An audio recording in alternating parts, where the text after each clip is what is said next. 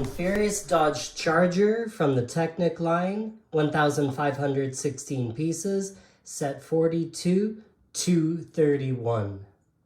12 bags in total. They're medium-sized tires.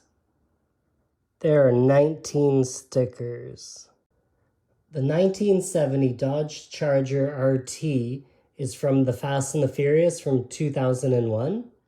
The car is driven by Dominic Toretto. He goes by Dom. Bag 1 is complete and the steering is working. Bag 2 is almost done and the pistons are installed and are working. So it's an 8-cylinder. And we also have the chain, the drive chain for the compressor.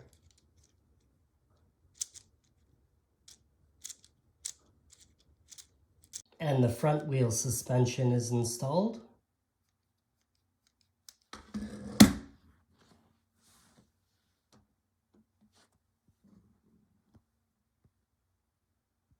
Bag 3 is done and some of the interior details are added. So we have a dashboard sticker, rivets in the steering wheel, and the gears. The cardan shaft and differential is installed.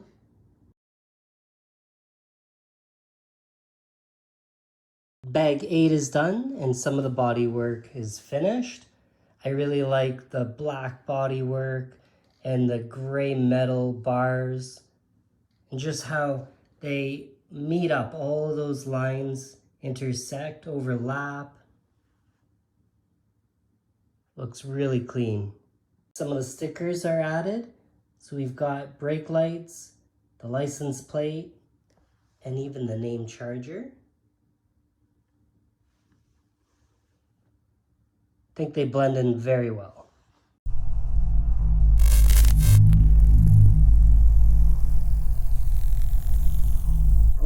Here is Dom's Dodge Charger, set 42-231, the new one from 2026.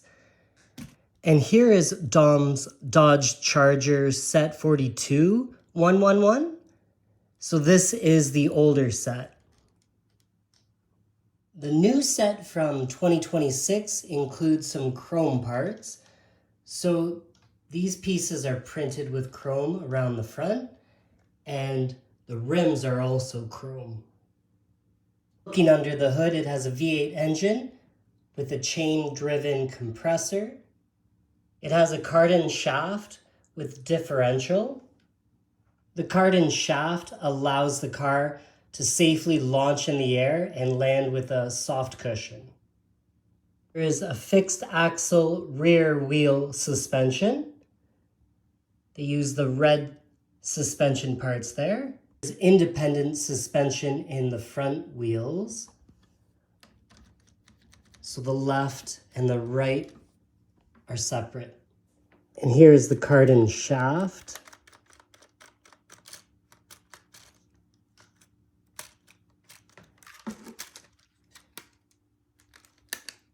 Two tanks of NOS, nitrous oxide system, the blue tanks in the back.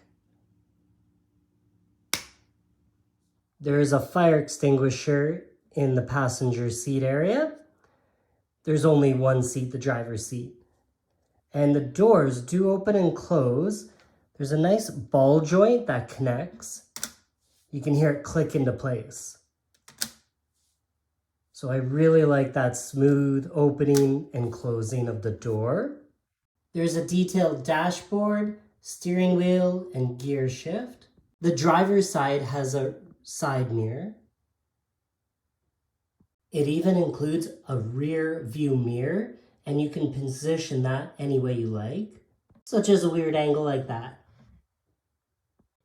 Here is the front grille and the headlights. All brick built, except where it says Charger is a sticker. The brake lights are stickers, unfortunately, and so is the license plate. But that's common for a license plate, no problem there. I wish they used bricks to create the brake lights. That's an area for improvement. So you've got Technic axles creating bars around the windows, and then some stickers to finish it off. And I like how it blends in with the black, gets overlapped. Bar continues around the windshield.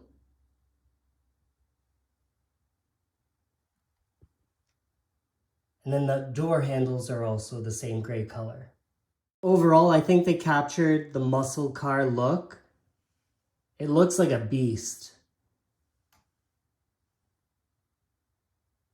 And the chrome details really up the game. Now looking at the retired set, 42111, it is very, very similar in size. They're almost the exact same. And a lot of the parts are similar. So the bodywork is the same black Technic pieces. And then for the gray bars, they did use different parts. So it doesn't really connect and it doesn't look finished. They definitely improved the 2026 version. The front headlights are the same brick builds, but there's more brick going around the front. So all those gray pieces are plates and tiles. 2026 version has chrome printed pieces, Technic pieces. So a big improvement for 2026. Plus you can read the name Charger much better on the 2026 version, as it's sunk way deep back there in the retired version. The engine shows some blue Technic pins. So that was also improved in the 2026 version. You only see gray parts.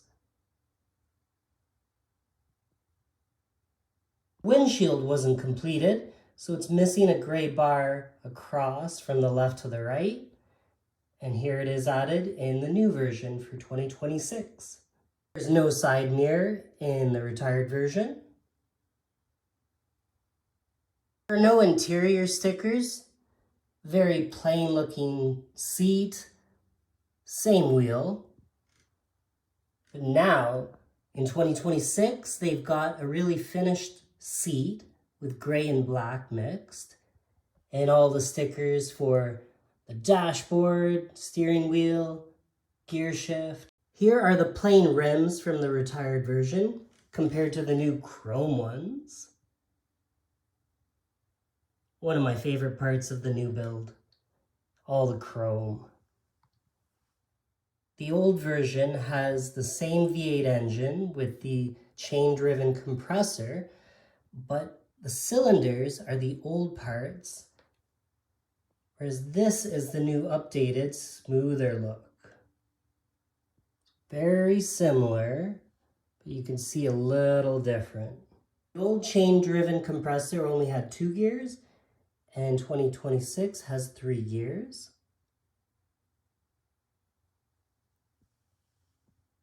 Both the retired and the new have the same NOS, same brick-built tanks and same stickers. The brake lights are better on the old version. They're actually brick-built. They light up a bit. And then we only had stickers for the new version. The bodywork is very similar in both sets. So you can see variations in parts, but they cover the same space. Same height, same width. And overall, covers all the gaps quite well. Both sets are impressive in that manner. So side by side, the bodywork looks pretty good. You can see similar brick pieces added onto the Technic. More bricks were used on the new version and more Technic for the old version. I saved the best for last. The biggest difference is the old version had a special feature, a function that the new version does not have. As a wheel stand bar, you just pull back this lever and it stands itself up, making it look like it's leaping off of the road. So one advantage for the old one is that it does have that special feature, a function that the new one just doesn't have. But overall, the new version improved all of the aesthetics. Everything looks a little better with chrome and finished parts. And using the new cylinders for the V8 engine, using the new shocks. The old one had the yellow version of shocks, and the new version are red. So the yellow shocks are a little stiff, and they sound kind of squeaky. And now the new red ones are a little smoother, and they don't make any sound. They're much softer.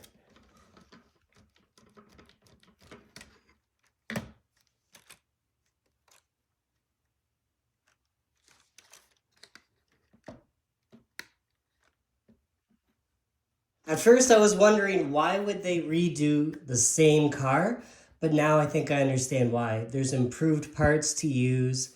Another improved part is this corner piece. I believe that is a new Technic piece. Really like how that finishes off. Neat and tidy corner there. So I'm really glad they did come out with a new version. How many other cars have the special axle that it has to allow them to safely jump and land soft enough? Most cars, it would bend the axle. A muscle car built for flying. All right, thank you for watching.